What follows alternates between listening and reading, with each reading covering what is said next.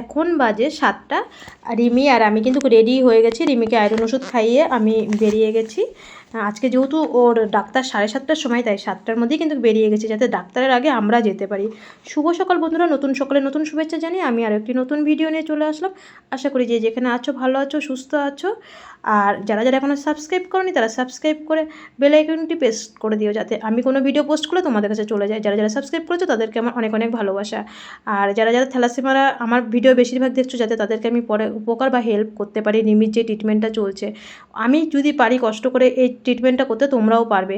আর এই যে ম্যাডামকে দেখছো, আরতি ম্যাডাম, রিমিকে তো ইনি সার্জারি করেছিল, তোমরা অনেকবার ওনাকে দেখেছো আমার ভিডিওর মধ্যে। আর এই ম্যাম আসার আগেই কিন্তু আমরা চলে এসেছিলাম এইখানে। আর অবশ্য আমাদের অ্যাপয়েন্টমেন্ট ছিল না, ওনার যে অফিস সেই অফিসেই আমরা দেখে মানে ওনার সাথে দেখা করেছি। ওনাকে একদিন পর পরই তো ওনার চেক আপ চলছে, তোমরা তো দেখতে পাচ্ছ।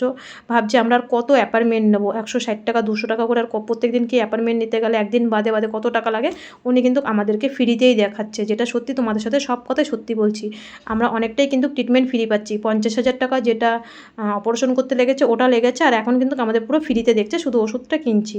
উনি দেখার পরে বলে দিল অপারেশন একদম সাকসেসফুল হয়েছে। আর বললো মানে কদিন পরে, মানে সামনের সোমবারে, আজকে সোমবার, সামনের সোমবারে একবার আমাকে দেখিয়ে নিয়ে যাবে, আর তোমরা বিএমটির প্রসেসিং চালু করো। আর দুটো মানে একটা অ্যান্টিবায়োটিক দিয়েছে, রিমির দুটো খাওয়া হয়েছে দুদিনে। একটা অ্যান্টিবায়োটিক তো দুদিন যায়, তার বেশি তো যায় না, আর একটা অ্যান্টিবায়োটিক দিয়ে দিয়েছে। আর আমাদের কিন্তু 8:30টার মধ্যে কিন্তু ডাক্তার দেখানো ওখানে কমপ্লিট, একদম ফার্স্ট সকালবেলা। আর এখানে এই যে তোমরা অনেকেই বলেছো যে এইখানকার এই নিয়মটা খুব ভালো লাগে, কারণ এখানে 6টার থেকে ডাক্তার দেখে। হ্যাঁ, এখানে 6টার থেকেই ডাক্তার দেখে গো। ওরা না দেখে মানে সুমুর পায় না, ওদের ওটি থাকে, ওদের ওপিডি থাকে, ওরা কিন্তু 6টার থেকেই দেখে। আর আমি ঘরে এসে আলু সিদ্ধ, ডিম ভাজা আর মিষ্টি কুমড়ো ভাজা ভাত রান্না করে খেয়ে দিয়ে আবার 10টার মধ্যে বেরিয়ে গেছি, কারণ আমাদের নতুন সিএমসিতে গিয়ে বলতে হবে দেবা ম্যামের কাছে যে আমাদের ওই ম্যাম আজকে লিখে দিয়েছে যে আমাদের বিএমটি প্রসেসিং চালু করতে। উনি যতক্ষণ না বলবে ততক্ষণ কিন্তু বিএমটির প্রসেসিং চালু হবে না। উনি আজকে বলে দিয়েছে, এখনও কম্পিউটারে তোলেনি, উনি বলেছে আমি আর একদিন দেখবো, তারপরে আমি কম্পিউটারে তুলে দেবো, কিন্তু বিএমটির যা প্রসেসিং আছে সেগুলো ওদেরকে বলো চালু করে দিতে। তার জন্য আমি আর লেট করিনি, আমি ঘরে গিয়ে শুধু কটা রান্না, আজকে কিন্তু আমি চাও খাইনি। তোমরা জানো আমি কিন্তু চা খেতে ভালোবাসি, আজকে আমি চাও খাইনি, চা না খেয়ে হসপিটালে গেছি। আর হসপিটাল থেকে এসে রিমির জন্য আগে রান্না বসিয়ে দিয়েছি, যাতে আমি খেয়ে দিয়ে তাড়াতাড়ি বেরিয়ে যেতে পারি। আর দেখো যেইভাবে আমরা বাসে করে আসি পুরনো সিএমসিতে, আর এখানে এসেই না নতুন সিএমসির সামনে বাসের মধ্যে সবাই এত ঘোরাঘুরি পারাপারি করে যে মানে কে কার আগে নামবে। আমি কিন্তু সবার লাস্টে সবসময় নামি, যদি আমার লাস্টে সিট পড়ে, আর আমার লাস্টেই সিট পড়েছিল। আর দেখতেই পাচ্ছ আমার শরীরের কি পরিস্থিতি অবস্থা হয়ে গেছে, রাত্রে তো ঠিক মতন ঘুমই হয় না। আর সকালবেলা উঠে হসপিটাল থেকে একবার এই হসপিটাল একবার ওই হসপিটাল, আর আজকেও ঠিক সেরকমভাবেই হসপিটালে চলে এসেছি। আর এসে আজকে দেখো যেহেতু সোমবার ওপিডি আমাদের ক্যান্সার ডিপার্টমেন্টে আজকে, তার মানে ক্যান্সারের সব ডাক্তার আজকে আছে। আর মানে সোমবার মানে ওপিডি মানে প্রচুর পরিমাণে ভিড়। আমি তাই বলছি কী করে আজকে দেবা ম্যামের সাথে কথা বলবো। 6 নম্বরে গিয়ে দেখি দেবা ম্যামের অলরেডি ওখানে পেশেন্ট রয়েছে বিএমটির ব্যাপারে, তারা কথা বলছে। আর আমরা এখানে বাইরে ওয়েট করছিলাম। তারপরে দেবা ম্যামের সাথে কথা বলার পরে এই যে দেবা ম্যামের ঘরে দেখতেই পাচ্ছ যে ওখানে অলরেডি সব পেশেন্টের বাড়ির গার্জিয়ানরা রয়েছে। আর দেবা ম্যাম বললো যে টিফিনের পরে আসো, মানে দুপুরের পরে, যেহেতু এখন প্রায় 11টা 11:30 বেজে গেছে, তারপরে আমার অনেকক্ষণ এখানে বসে থাকতে হবে। আমি অবশ্যই সকালবেলা খাওয়া দাওয়া তো করেই এসি দেখলে। আর এখানে আসার পরে নিচে বসেছিলাম অনেকক্ষণ, নিচে বসে থাকার পরে আবার উপরে গেলাম আমরা 2টোর পরে গিয়ে দেখি কি সেই ভিড়, কিচ্ছু করার নেই, আমাদের তো ওয়েট করতেই হবে। আর আমরা প্রথমে একবার কথাও বলেছি যে ম্যাম বলেছে এরকম বিএমটি চালু করতে, উনি যেহেতু চালু করবে তার জন্য বলছে যে 2টোর পরে আসো, আমি মহালক্ষ্মী ম্যামের সাথে কথা বলছি। আর এখানে 2টোর পরে গেলাম, গিয়ে কথা বললাম। আর এখানে ম্যাম বলছে যে এই পেশেন্টটা, আমি ক্যান্সার পেশেন্টটাকে ওর যে চ্যানেল করা রয়েছে গলায়, বলছে আমি হচ্ছে কী বলে করে তারপর তোমার সাথে কথা বলছি। এবার ড্রেসিং করতে যেহেতু 10-15 মিনিট টাইম লাগবে, আর আমি সকাল থেকে চা খাইনি, প্রায় 3টে বেজে গেছে। আমি বললাম চল মা একটু চা খেয়ে আসি। আর রিমিকে একটা 5 টাকা দিয়ে বিস্কুট দিলাম, আর 15 টাকা দিয়ে আমি একটা চা খেলাম। এই কিন্তু সারাদিনে আমার খরচা 20 টাকা। আমরা যেটা খাই সেটাই তোমাদের সাথে শেয়ার করি। আর অনেকেই কমেন্টে বলেছে সত্যি রিমি বিস্কুট আর কেক খায়। হ্যাঁ, রিমিকে যা কিনে দিই ও সেটাই কিন্তু খায়, ও সত্যি সেরকম বায়না করে না, যেটা সত্যি তোমাদের সাথে সেটাই বললাম। রিমি যথেষ্ট পরিমাণে এখন একটু বড় হয়েছে, আর ও অতটা বায়না করে না। আর সেই হচ্ছে যে দেবারতী ম্যাম, যাকে তোমাদের কথা বলছিলাম, দেবারতী ম্যাম এখানে কথা বলছিল ওনার ড্রেসিংটা করার পরে।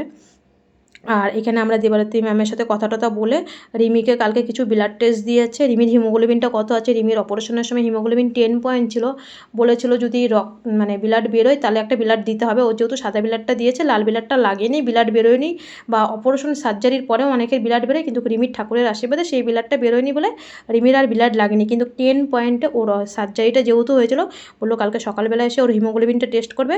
আর দাঁতের কাগজ দিয়ে দিল, বললো কি যে দাঁত না তুললেও হবে, বাদ বাকি দুটো দাঁত পুটিং করলে হবে। আমরা বললাম ঠিক আছে, ওখানে ম্যামের সাথে কথা বলে তারপরে আরও কথা বলেছে, সেগুলো তোমাদেরকে জানাবো, সব জানাবো। ওখানে কি কি আজকে হয়েছে দেবারতী ম্যামের ওখানে।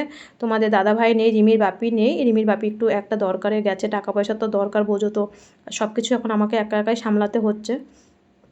আর এখান থেকে ম্যামের সাথে কথা বলে প্রায় 4:15 বেজে গেছে। রিমিকে না অ্যান্টিবায়োটিকটা খাওয়ানো হয়নি, যেটা দুপুরবেলা খাওয়ানো হয়। যেহেতু দুপুরবেলা ওখানে আমি কথা বলার জন্য ব্যস্ত ছিলাম, আমি ওষুধটা ব্যাগে করেই নিয়ে গেছিলাম। আর ওষুধটা নিচে নেমে খাইয়ে তারপরে কিন্তু আমি বললাম চল আগে ওষুধ খাবি মা, তারপরে তোকে আমি বাসে তুলবো। আর ওষুধটা খাইয়ে তারপরে বাসে তুললাম। আর এখন প্রায় 4:30 তো অলরেডি বেজেই গেছে, ওখানে 4:20 বেজে গেছিলো যখন রিমিকে ওষুধ খাওয়াচ্ছিলাম। আর এখনও স্নান হয়নি, ঘরে যাব, সেই সকালবেলা খেয়ে এসেছি, বাসন রয়েছে, জামা কাপড় রয়েছে, ঘরে গিয়ে আরও কত কাজ করতে হবে। ঘরে আসার পরে আমি একটু শুয়েছিলাম, শুয়ে থাকার পরে সন্ধ্যাবেলা একটু চা করে খেলাম। চা খাওয়ার পরে বাসন মাজলাম, জামা কাপড় মাজলাম, মানে জামা কাপড়গুলো ধুয়ে সব রেখে দিয়েছি, ওগুলো এখনও মেলা হয়নি, কালকে সকালবেলা মেলবো। আগে এখান থেকে জল শুকাই, পরে ছাদে গিয়ে মেলি। আর চাটা খেয়ে তারপরে তোমাদের সাথে কাজ শেয়ার করি, যেই ভাতটা সকালবেলা ছিল ওটাই ভেজে আমরা খেয়েছি। আর রিমির এখানে কাগজপত্রের ভিতরে না অনেক ওষুধের স্লিপ অনেক হয়ে গেছিলো, এইগুলো মানে যদি না ভাগ ভাগ করে রাখি, কালকে সকালবেলা আমার যেহেতু ঘুমের থেকে উঠে হসপিটালে যেতে হবে, তখন যখন কাগজ বের করি না, তখন মানে হাবাজাবা লেগে যায়, মানে একটা বলে আর একটা বেরোতে পারে না। এই জন্য রিমি আর আমি মিলে রিমি সব গুছিয়ে রাখলো কাগজগুলো, এক একটা ফাইলের মধ্যে এক একটা, মানে ওর 12 বছরের যে ফাইল ছিল সেইগুলো সব বের করলো, বের করে সব ডকুমেন্টসগুলো আলাদা আলাদাভাবে রাখ। নমস্কার, আজ তোমরা তো ভিডিওতে সবাই দেখলে রিমির যে সার্জারিটা হলো, আজকে তো ডাক্তার দেখলো, তোমরা ওই আরতি ম্যামকে তো অনেকবার দেখেছো, প্রত্যেকটা ভিডিওতে দেখেছো, উনি তো সার্জারি করেছে, বললো যে ওই জায়গাটা শুকিয়েছে আর অপারেশনটা সাকসেসফুল হয়েছে, কোনো ব্লাড টিলাড বেরোয়নি, আর পরবর্তীতে আজ 10 দিনের মধ্যে কোনো ব্লাড বেরোয়নি। ম্যাম বললো যে আজকে তো সোমবার, সামনের সোমবারের আগে একবার আমাকে দেখিয়ে নেবে সোমবারে। আর হচ্ছে অ্যান্টিবায়োটিক দিয়ে দিয়েছে, আর প্যারাসিটামল বলছে দরকার পড়লে খাওয়াবে, নাহলে খাওয়াবে না।